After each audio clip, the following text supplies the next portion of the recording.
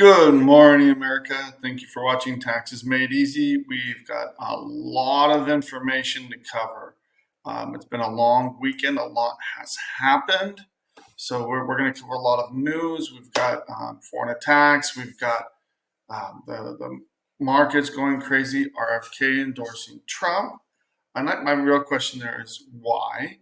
But I really focus for today really is going to be on passport revocation, something fairly new that the IRS has started, and it's been a bigger concern, as well as what is the IRS up to lately and how do you deal with them? So the IRS kind of gives itself a pat on the back here, but at the same time, we want to really hone in on what's really going on and how to get people helped out. So give us so stay with us, and we're going to be covering this all shortly.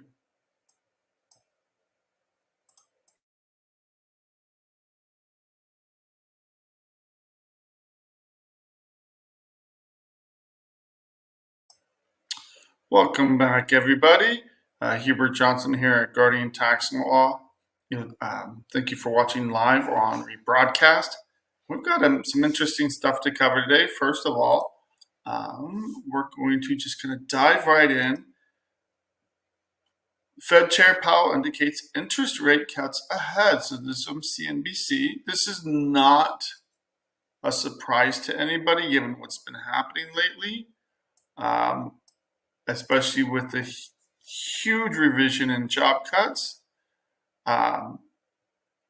So they just announced it that in September, the time for policy adjustment has come. They've been holding off. I haven't. I've been pretty bearish about it, saying that look, I don't think they're going to cut interest rates. So I haven't been surprised about that. But I really do think they're ready to do it because the weakness. Again, labor unemployment just climbed to 4.3% with this latest huge jobs correction, and we're going to get more to that later. But again, we're still seeing softness in the market. And so let me go ahead and share these articles. Dive in so quick, I forget to share them. But so this is from CNBC. Fed Chair Powell indicates interest rates cuts ahead. Time has come for policy to adjust. And I think they do need to. I think that it's interesting that the revision came so close to the election when, this bad news was out there the whole time, but then we just, it's done, and now the Fed pretty much doesn't have a choice but to cut interest rates in September, which is just right before the election. So we might see some small short-term changes. Long-term, this is not good news. And why? Even though if you mess with the numbers, you're not fixing the underlying problems. And that's the problem with the Fed trying to control things by playing with inflation. It doesn't fix the underlying issues or the real issues in the economy. So this is from the Epic Times. Jobless claims climb again, and manufacturing and hiring is slowing down or stalling. So what they're looking at isn't the unemployment numbers, but actual applications for unemployment benefits. They rose by 4,000 to 232,000. The estimate was going to be 230, but again, the previous week was 200. It was revised up to 228,000. So still going up, and if more people are filing for and staying on unemployment, that's seen as a bad indicator for the overall health of the labor market. So initial claims can be looked at as a proxy for unemployment. So again, they can look at those two numbers and say, okay, what's really going on with unemployment? Right now, total number is 1.863 million. Pardon me. So again, they talk about the $818,000 fewer charge. This revision is having a huge impact on it, which is again why it's revising upwards. Their belief that the Fed will cut rates in September. They said they weren't going to do it right before the election. They didn't want to mess with the election, and now they're probably going to do it right before an election. Should they have done it before? Who knows? But I think the overall health, it does show weakness in the overall health of the economy. They're not cutting rates because things are good. They're cutting rates because the labor market is looking bad.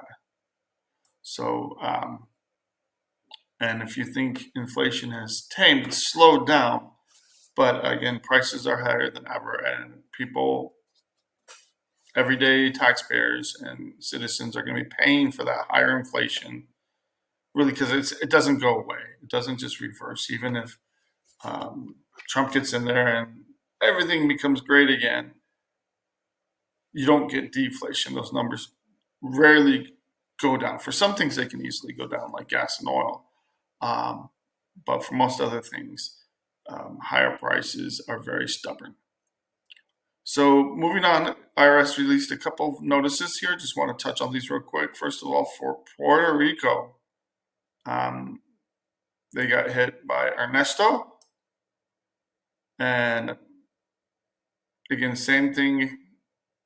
If you live anywhere, the whole island got this relief from Tropical Storm Ernesto. Hit last month or this month on August 13th. And so filing and payment relief. If you're in any of these areas, if you're not sure, just go to the IRS website and you can, they actually have a summary page where they show all the areas where they've got this relief. So again, it helps on filing deadlines for those that already have an extension and for the 23 return. Quarterly and estimated tax payments normally due. Quarterly payroll and excise tax returns normally due on October 31st. So if you think, if you are on extension or if you have business issues done, I mean, the money's still going to be due.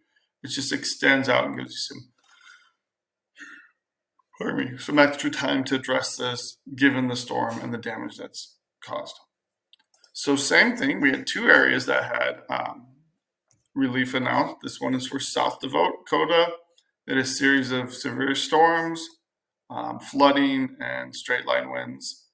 And again, it lists the counties that are getting this relief. So I'm not going to, there's too many just to list, but if you're in South Dakota and you were affected, same relief here for a federal extension of your federal return, and then the two payments. Well, quarterly payments and payroll and excess tax returns for the due dates for those returns. So again, if you have questions, if you think you've been affected, talk to your CPA, look it up online.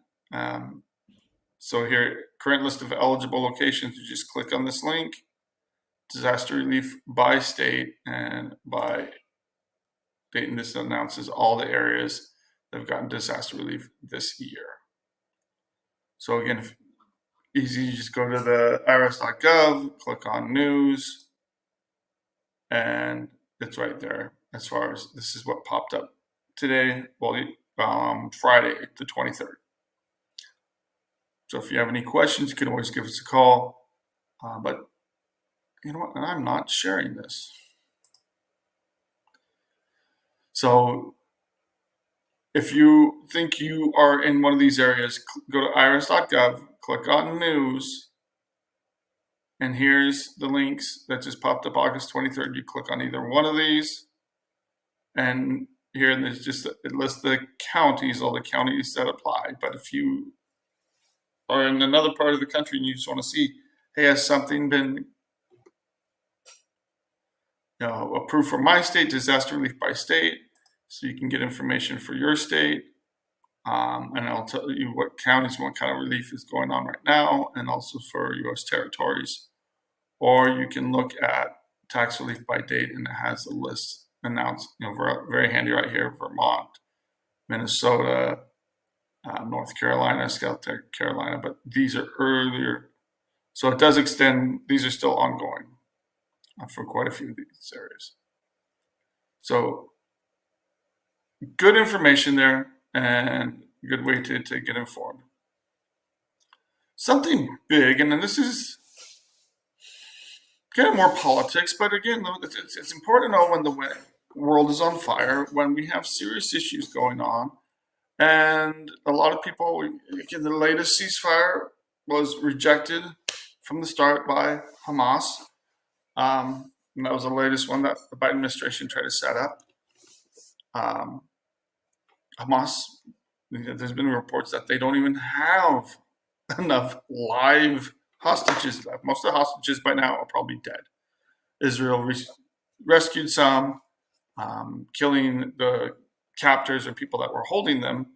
And after that, they probably killed who was left of the hostages. So again, Israel is finishing to root out Hamas, but Hezbollah to the north in Lebanon has been attacking and plotting and going after Israel. So Israel responded and took out one of their top planners. And now Hezbollah was getting ready to launch a huge strike on Israel. So they had 6,000 missiles ready, and ballistic missiles as well-trained fighters. So it's a tougher nut than Hamas, mainly because they've been fighting Israel for so long, prior to 2006. And but now with everything that's going on, Israel is being a lot more aggressive. So over time, ongoing war has created a much more difficult situation all around. So they had amassed 6,000 rockets and missiles, as well as UAVs for this attack. And the interesting thing here,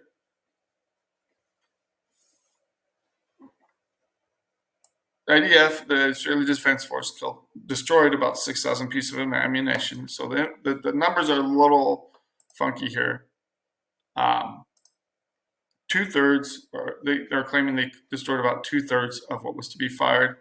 And they found out about it right before the attack. So all of these were supposed to be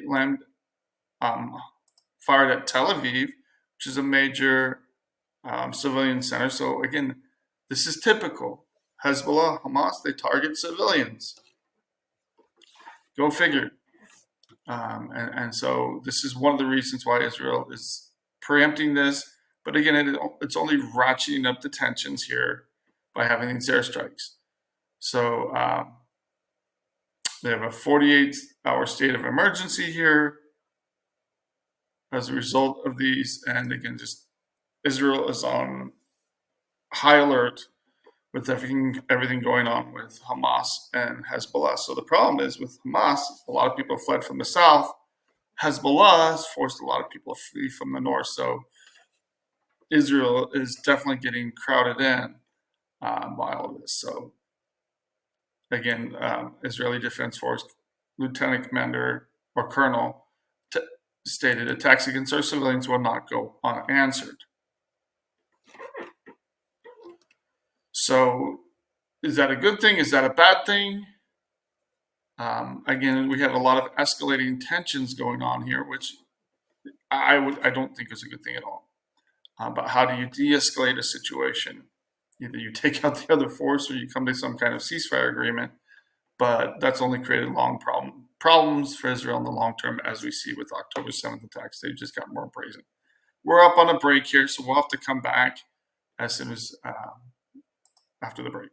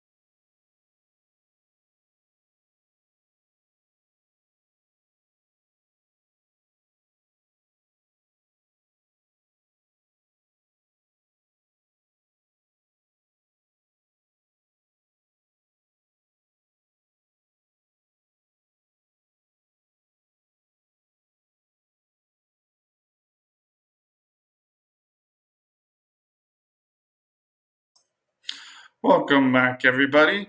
And again, just trying to continuing to finish up here. We're going to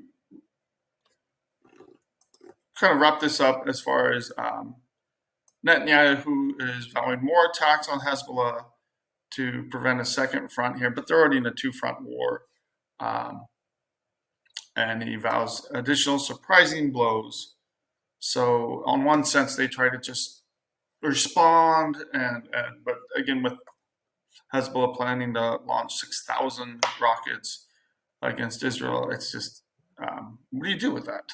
It's a hard position to be in, and again, they with their preemptive attack, they said they removed a wider threat, but at the same time, it's been going back and forth. So I don't think this is good news. It's not good news that Hezbollah is trying to escalate things, but here,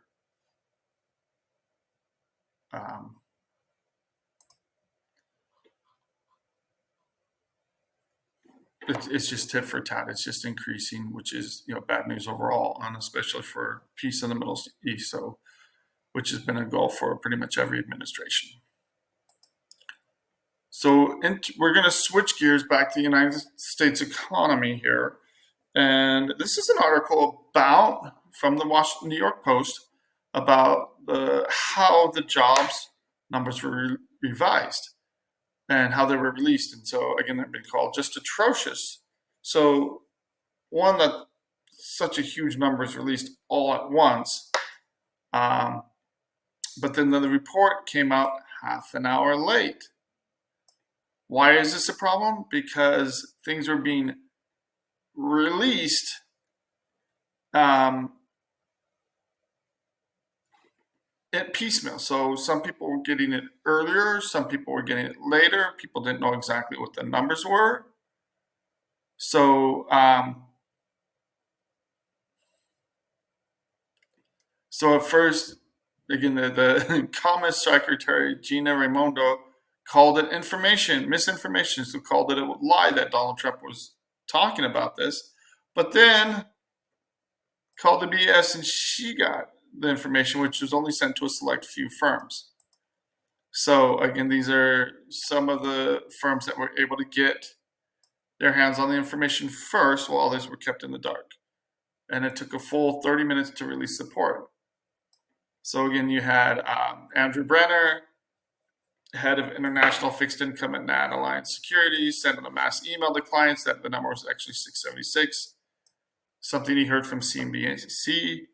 10 minutes later, everyone corrected him. So it's just bad information, incorrect information going out.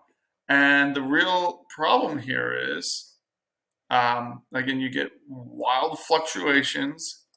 And then when Brenner was asked if those who got the information, it's kind of like insider trading.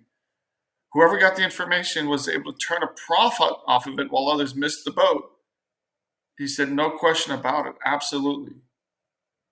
So this actually happened the last time that this happened. So this is the second time this year that this has happened. So the BLS made an error in publishing highly anticipated economic news.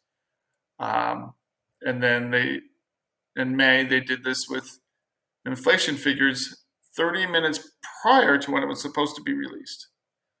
So again, speculate someone at BLS had leaked the information. Again, that's a huge problem. It allows for some pretty shady stuff to go on, and to have this repeat again on these numbers is a concern. It, highlights possible corruption at the BLS. And again, a lot of people are really upset about it.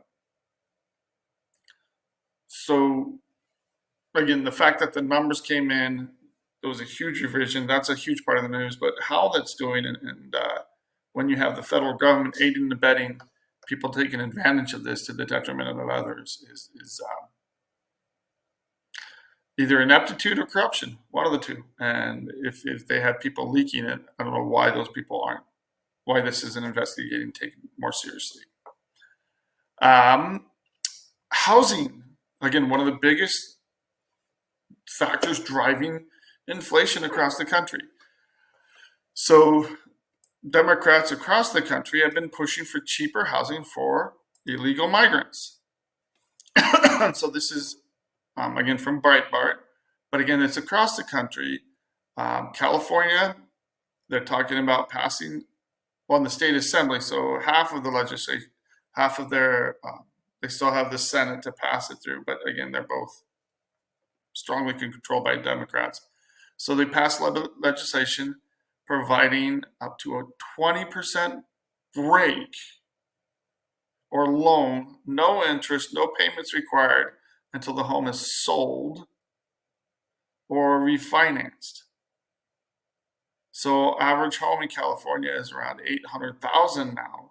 That's $160,000 per loan for first-time buyers, and it's wish the vets could get such a wonderful deal. So again, why are undocumented individuals excluded from these buying programs? Because they're here illegally. They don't have the finances. They don't have anything. And that's a problem when you let people come into the country illegally rather than fixing our immigration so more people can come in legally. When they're operating outside of the law, it's harder to do things like purchase houses. So again, by providing these huge government subsidies and throwing more money at the problem, what does that do to the price of everybody else? The homes for everybody else? Drives up the cost.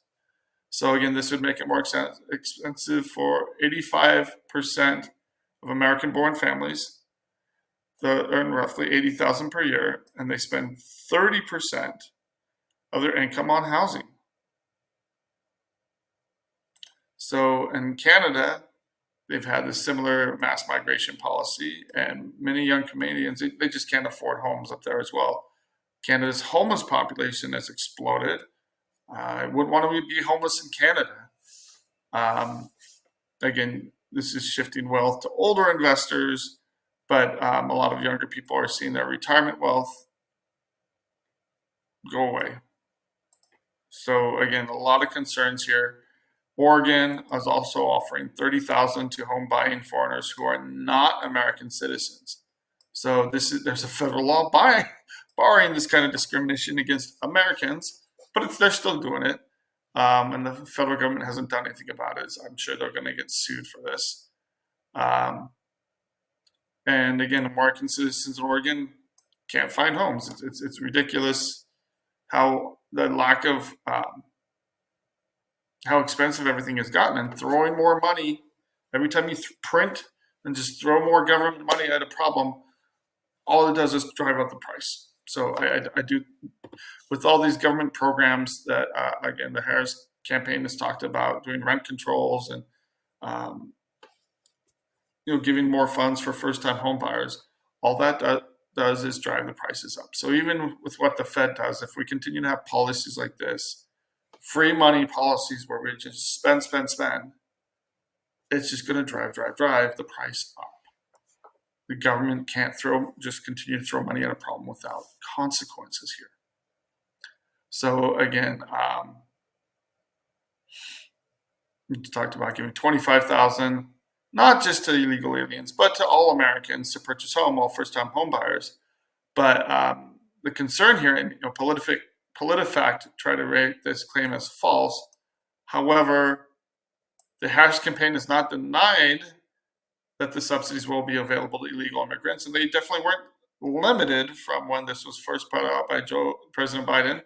And again, this is the problem. When you don't have facts and you're not clearing things up, again, it would be open to illegal immigrants. So that's one of the things that they have definitely pushed. The rest of the article goes into different plans to help and provide housing for illegal immigrants here. So what is Donald Trump proposing to do about it? Well, stop the flow. You have 15 million new migrants, and there's no place to put them. So, of course, they take up the cheaper housing, which drives up the cost for everybody else, and that's why the rent is too high. It's too expensive. You can't bring in 15 million people without having a huge effect on housing. And that's one of the things we're seeing, rightly or wrongly. It's just you can't get that many new people added to the housing market without really it increases demand and drives the price up for everybody. So I want to kind of pivot here. Huge news on Friday. RFK Jr., Robert F. Kennedy, who is a liberal. So a lot of people are eyes are crossed going, what in the world, what do we think about RFK addressing, dropping out of the race for one, and two, endorsing Donald Trump for president? And my question is, I don't want to focus so much that he did it. I want to focus on the why. What drives RFK Jr.? What are his explanations for this? And is it so much he's a fan of Donald Trump, or that he has huge issues with the Democrat Party of today? And I think it's a good mix of both of those. And of course, he's taking some definite heat from his own party that is, again, been staunch liberals. The Kennedy family has been very, very liberal this whole time. And RFK in general, he's a liberal. So why? So here's RFK doing an interview with Fox News that not only RFK, but other Democrats are about to join his campaign. Don't know if that's true. I take it with a grain of salt until it's actually happened. But again, the main concern here is that Democrat oligarchs are taking over and controlling the Democrat Party and calling the shots. And one of the big concerns is one, that Joe Biden was forced out, rightly or wrongly, and that Kamala Harris is now the candidate for president without a single vote. So he's looking at the Democrat Party today, and he's saying it's filled with corruption. Yeah, and that's one of the reasons he ran against President Biden. Big tech and censorship by big tech, which is a huge concern for free speech. The big donors, again, we saw with Hollywood, they wanted Joe Biden out, they cut off the donations. When Hollywood and other big Democrat donors cut off the donations, there's no more money for his campaign. He was done. Big pharma and big money. And he's going to talk a little bit more about big pharma, which is a big concern of his. And this should be a concern for everybody, not just Democrats. I mean, this should be a liberal concern. For many liberals, it is a huge concern. And it should be a concern for conservatives who traditionally have been seen as too cozy with big business to the detriment of the average workers. And there's some truth in that, a lot of truth in that. So again, he's speaking out to answer why his family is upset with him. And he says, I have members of my family working in the Biden administration. And then he says, I have many, many members working as his campaign, at his campaign who are supporting me. So he said he will be actively campaigning for Trump. So that's another head scratcher. But this title, he wants to make America healthy again. And so we're going to jump to this next article that kind of explains where's he coming from as far as this. So this is from Red State. Again, the title itself, Red State. This is a definitely conservative news source, but it doesn't mean that it's not true. So most of this just comes directly from RFK Jr. calling out the FDA, CDC, NIH corruption. And this all comes from COVID. So Anthony Fauci, neck deep in gain-of-function research in Wuhan, China, and our own tax dollars funded a lot of this research done in China, controlled by the Communist Party, and then we get COVID that hit the whole world. So who's ultimately responsible? The FDA, CDC, NIH. And anybody that suggested anything to this on this vein of thought, during throughout COVID was labeled as an extremist, a nut job. Again, it came from bats. All of that is proven to be false. The lab leak theory is the most prominent and likely theory out there, but of course the Communist Party is hiding the facts and stonewalling as much as possible, which is typical of the Communist Party. If we want transparency, why are we funding research that's not legal in the United States overseas? And so again, this could be his issue that he's running on and saying, okay, well, Trump will actually work with me on that, where it hasn't happened with Democrats. And maybe he's feeling that he can do some good here. But again, Republicans haven't done much about this either. So again, a lot of the stuff has been happening Republican and Democrat administrations for years. So they asked him, does he want to dismantle these federal government agencies? And he's like, no, he doesn't want to, but he wants to root out the corruption, change the focus, and he's saying 75% of the FDA's budget is coming from pharmaceutical companies. It's a perverse incentive. And I think this is valid criticism going through this. I could spend way too much time on this. These agencies become sock puppets for the industries they're supposed to regulate. So are they really doing their job? And there's a lot of criticism in the American health industry where it's all about pharmaceuticals, pumping people with pills. And this is his quote, and this is a very liberal idea here. Not to say it's a bad idea, though. The most profitable thing today in America is a sick child. Everybody's making money. The hospitals, pharmaceutical companies, and even the insurance companies are all making money off of sick children. We need to get these kids healthy, change the incentives, and the idea is instead of encouraging healthy habits and focusing on that, it's always, oh, you have an issue, here's a pill, here's a pill, here's a pill. And we see that in advertisements that are blanketing our market. Every other commercial is a commercial for a new pill. So we're running out of time here, so I'm going to jump forward to the next article. But this all touches into some of what he's talking about here. This next, Pennsylvania judge rules Cornel West, who is definitely in the far left, can't appear on the ballot in Pennsylvania. And why? He didn't meet the requirements. But the funny thing is that there's stricter requirements for third-party candidates than there are for main-party candidates. And apparently there are reasons for this, but I think it's kind of silly. They, per the election laws, that they're disqualifying people from the ballot. Now, the Democrat Party has spent millions keeping RFK off of the ballots in certain states, which is why he's like, there's no way I can win because I'm not even on the ballot in these states because I've been sued so much by the Democrat Party. And then other people as well have been excluded from different candidates. Now, in Pennsylvania for Cornel West, the law is the law, and Cornel West just didn't meet the requirements.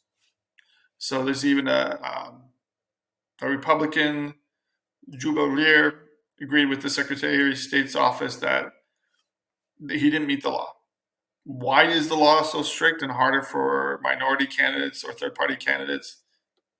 That's something for the Pennsylvania legislature to address. But again, this is something that has hit others. So some people, Jill Stein and Chase, all libertarian parties, got on the ballot, but they've been kept off the ballot in other states as well. So this is something he's seen running as a minority candidate or a third-party candidate. And we have to take a break. So we'll be right back.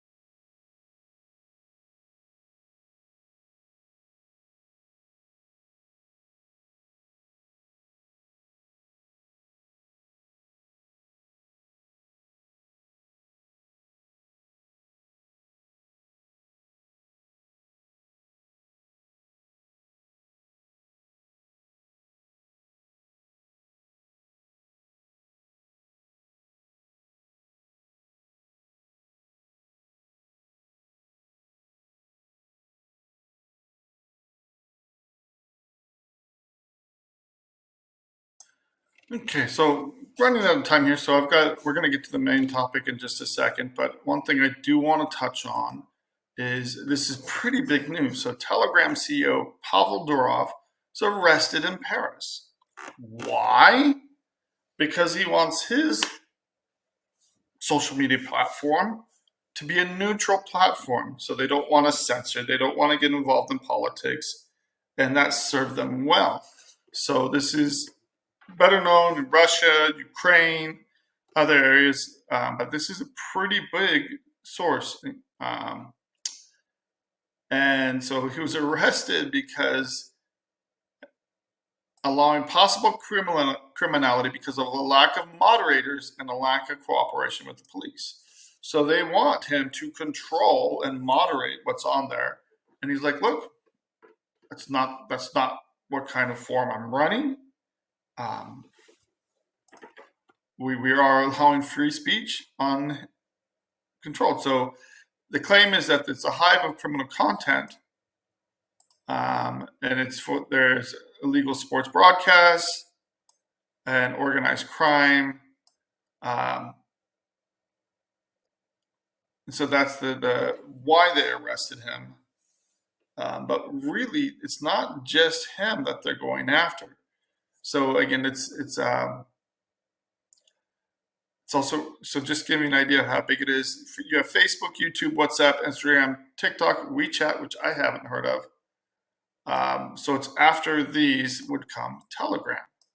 So again, it's one of the largest in the world right now. It's used at the start of the Russia-Ukrainian war, and is committed to protecting user privacy and human rights such as freedom of speech and assembly. So they've said, look, it's going to be a neutral platform where you're not going to pick or choose, we're not going to moderate, etc. And so they've also targeted Elon Musk, who owns Twitter for the same reason. And others are saying, look, the head of Rumble posted, I've just safely departed from Europe. The CEO of Rumble said France has threatened Rumble, but now they've crossed the line by arresting Pavel Durov. And he's like, and again, you have this balance back and forth. Europe is controlling free speech more than ever and targeting those that are not moderating and controlling speech the way they want them to. So what you're going to see more and more is people are going to flee Europe, and you're going to see a lack, these services will either not be available in Europe. You're going to see a huge step backwards on the internet. So if they're not controlling and censoring information, a lot of these services will just not become available, which is pretty nuts to think about. And that's the problem when you censor speech and you attack it. People just can't get information unless it comes from government-approved sources. So I'm sympathetic to the criminality aspect of it, but forcing people to moderate and censor what's on online platforms, I think, is a huge concern. So getting to what we want, the topic for the day. This is the IRS comes up. It's a 2-year report card. How are we doing from all the Inflation Reduction Act money that we got? So this is a huge pat on the back. Look at us. Look at what we're doing. They have done a lot of things. And they've done a lot of bad things too, to be honest. So again, some of what they're talking about here is just, so we're going to kind of break it down. And this might have to be more than one show. Sorry, I got caught up in there's so much news, so much to talk about. I actually didn't share a couple of articles I was hoping to get to. So this is an option that they started, callback option expanded to further improve phone service. Now, can you call and get through any easier than before? No. It's actually gotten much worse with the IRS. But they have callback options on many of their phone lines where someone will call you back 3, 4, 5 hours later. Who knows?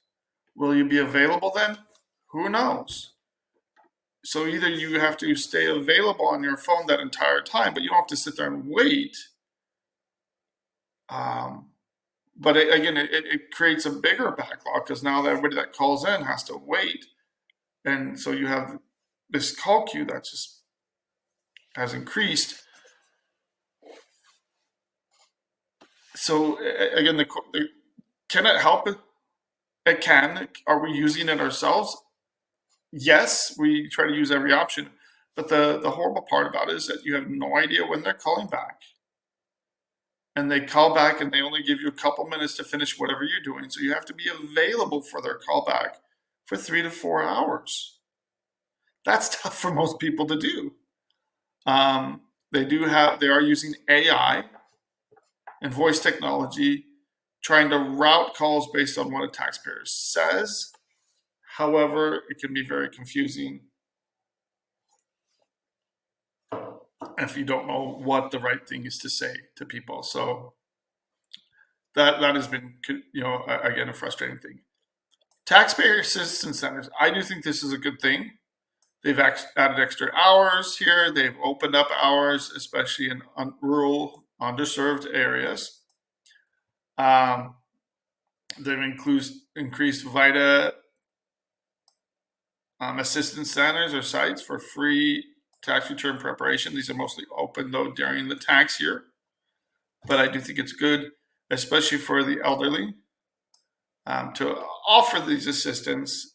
And there's plenty of free tax services out there already, but improving it and expanding it, I think, is good. My concern is with the government providing these funds and being behind a lot of this. When there are issues, you don't have anybody to turn to. Someone gives you bad information, etc. You're just stuck. And that's what we're going to see more and more, that people are just stuck because who prepared my return? The government did. Well, there's no recourse there. If they do a bad job, they give you bad information, you're out of luck. So they're trying to, they made progress in scanning electronic filing to eliminate paper, speed refunds. I'd love to continue this, especially for older year equipment, but mainly they've been replacing older equipment. So they have been getting the 2023 forms processed fairly quickly, and now they've added the number of forms that you can file electronically for, I think, which is good. And then they've been adding to mobile devices to submit paperwork back and forth. The problem is with submitting paperwork. I mean, this is a huge thing to cut down on the mail they receive, but it doesn't fix the time it takes for someone to actually look at it. So when you would mail in documents to the IRS, that's where it takes forever. Being able to upload forms directly to the IRS has been a big improvement. I agree that is something the IRS should get kudos for.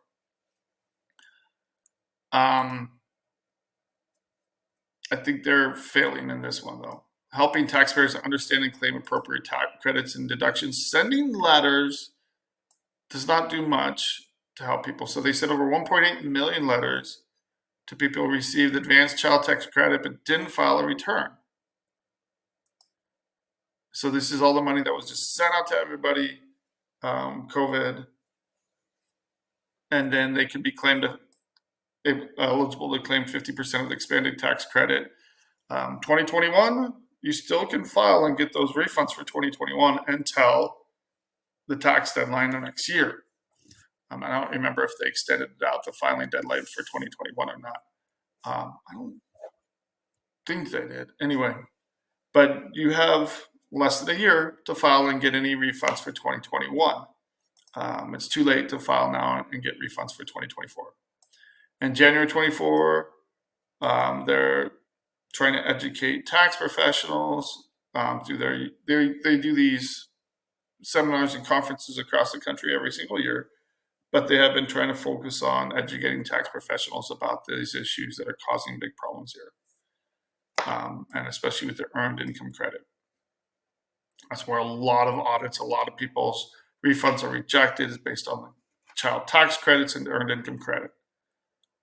Simplifying notices and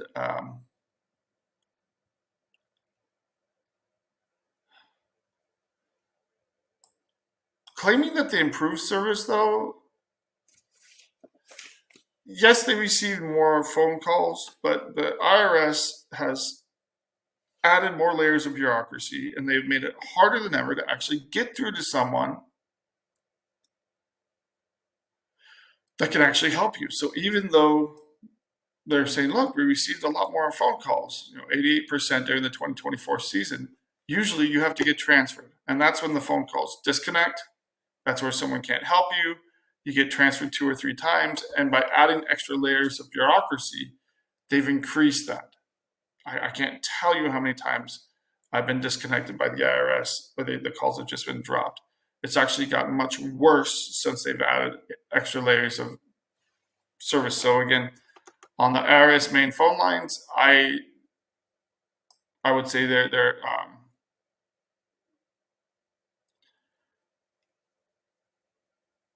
waited.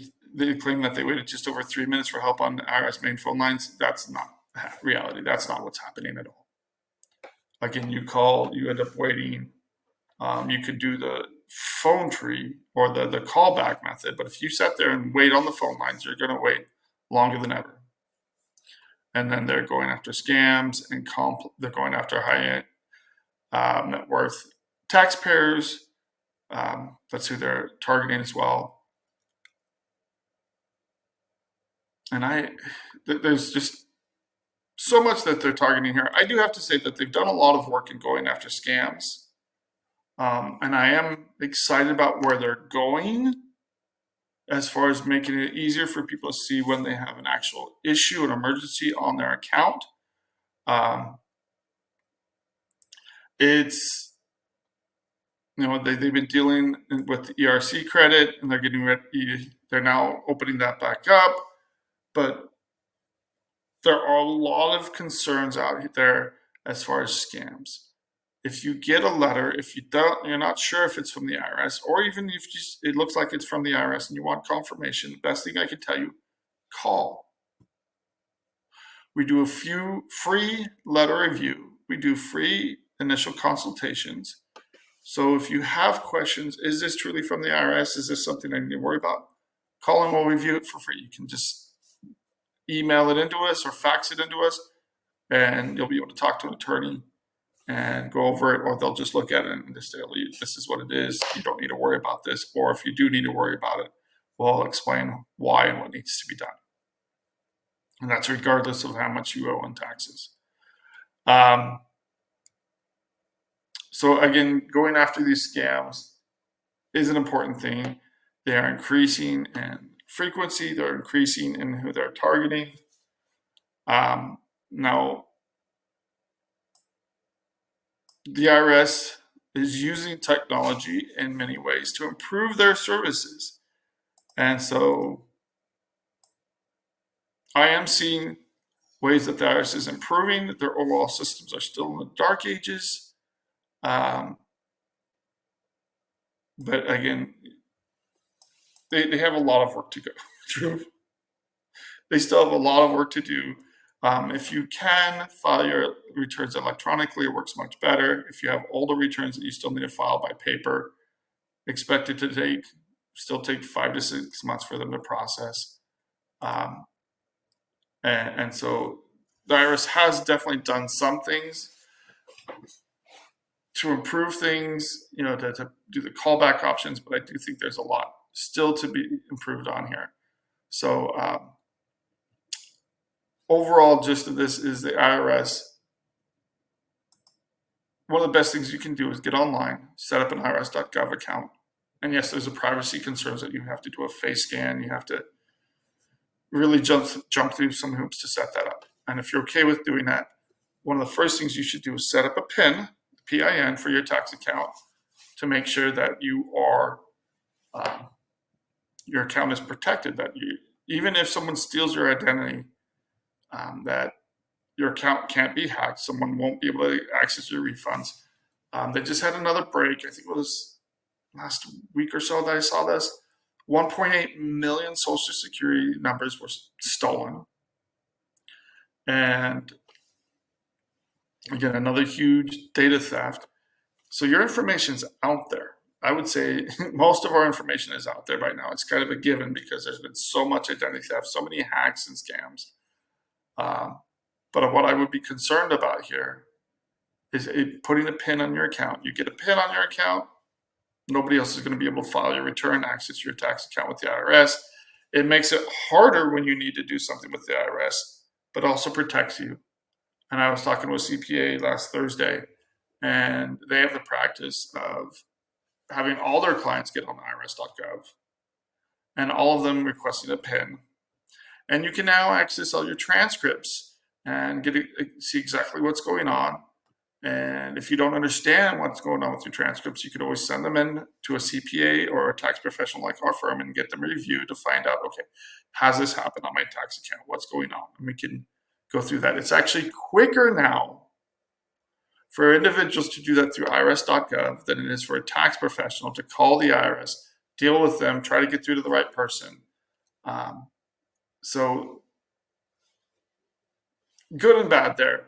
But overall, there have been improvements at the IRS. I think it's great that they're trying to improve in some ways. Their customer service on the phone is still atrocious. Resolving cases has only gotten worse. But if you want basic information to set up a simple installment agreement, that has improved. If you have any other questions, just call us 520-485-7371, and we will see you tomorrow.